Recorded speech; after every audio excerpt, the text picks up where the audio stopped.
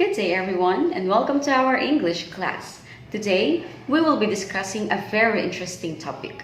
But before that, allow me to ask you this question. Would that be possible for us to connect ideas in a comprehensive presentation? Oftentimes, we are running out of ideas on how we can connect information in a certain lectures, stories, or even casual conversations. That's the reason why we are given opportunities to learn how to compress those in a single chart or in a diagram. A diagram is a symbolic representation of information using visualization techniques. First in the list, talking about diagram, is a flowchart. It is simply a graphical representation of steps. It shows steps in sequential order and is widely used in presenting the flow of algorithms, workflow, or processes. Typically, a flowchart shows the steps as boxes of various kinds and their order by connecting them with arrows.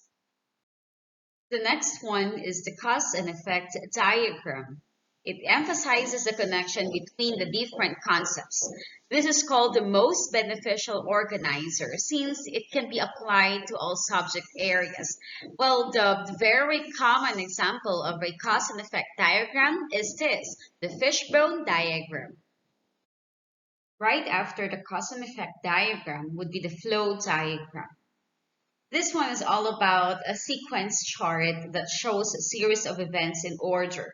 If you have a concept that has steps or has a certain order or sequence, then it can be showed in this kind of textual aid organizer. Well, apparently, a flow diagram is a graphic representation of the physical route or flow of people, materials, paperwork, vehicles, or communication associated with a process, procedure plan, or investigation.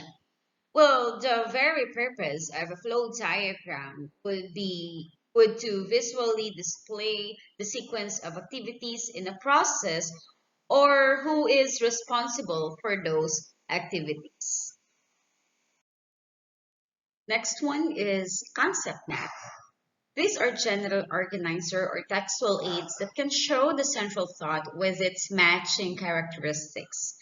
These are actually helpful and excellent for brainstorming, refreshing stock knowledge, and or generating alternative expressions. This kind of maps can also be used to show or rank the hierarchical relationships as the most significant concept or concepts should be placed at the top. And in addition, it is a visual organization and representation of knowledge. It shows concept and ideas and the relationship among them. You can create a concept map by writing keywords, sometimes includes in shapes such as circles, boxes, triangles, and so on. And then drawing arrows between the ideas that are related. After the concept map would be the Venn diagram. This is used to identify, classify, categorize, and recognize similarities and differences of two or more subjects, ideas, thoughts, and or concepts. This is actually the most commonly used textual aid.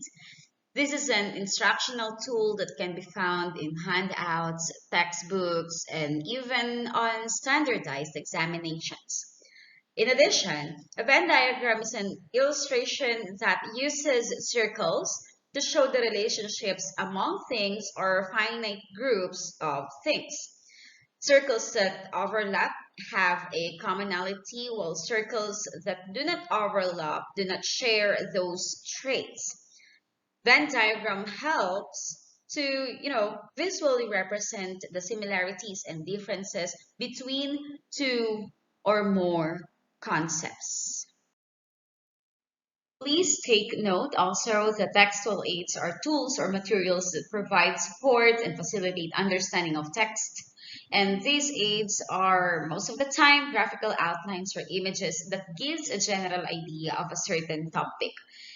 And in addition with that, textual aids or text aids are also called as text features, okay, which are visual elements in a page that stand out from the main text. These are visual aids that help readers to better understand the text that they are reading. It also helps the readers to enhance their learning as they read through the material. And graphic organizer is one of those textual aids that we may use in order for us to thoroughly understand a certain text, a certain situation, or a certain organization. Furthermore, a textual aid is a visual and graphic display that depicts the relationships between facts, terms, and or ideas within a learning task. While graphic organizers are also sometimes referred as to knowledge maps, concept maps, story maps, cognitive organizers, advanced organizers, or concept diagrams, just like those diagrams that we have discussed. Please take note of these skills that are being applied when using a graphic organizer. The first one is being organized, or the organization, which enable us or enable you to organize on your own thoughts about a story or certain organization or scenario, which leads to a better discussion. Next one would be the activating prior knowledge and reviewing facts, which enables you to think about concepts before and after reading, and you are trying to make connections to those texts. Next one will be comparing or contrasting, which enables you to compare and contrast settings, plot, characters, action and traits, problems, morals, and so on and so forth. And also we have the patterning. Okay. Patterning, it allows you to recognize patterns within stories, such as repetition of plot or settings. Apparently, recognition of structure is included as well, wherein it enables you to recognize the structure of a story, such as in a circular story. Also, we have the rereading for detail, which enables you to reread for details more efficiently if they have a task to do and a chart or frame on which to put it. And it let you to be more familiar with whichever text or concept you are about to put a diagram. Next one would be making predictions and planning. In making predictions, students are able to better predict the story's structure once they have had practice recognizing story structures, and planning that enables you to plan on their own pieces of writing better if you become aware of the structure.